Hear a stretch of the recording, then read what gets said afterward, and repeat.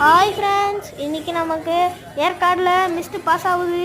பாருங்கள், இந்த லேக்கு எப்படி லேக்கு சுற்றி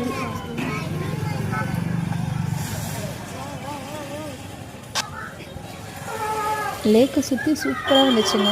இந்த வியூ பாருங்கள், எப்படி இருக்குன்னு சொல்லுங்கள்.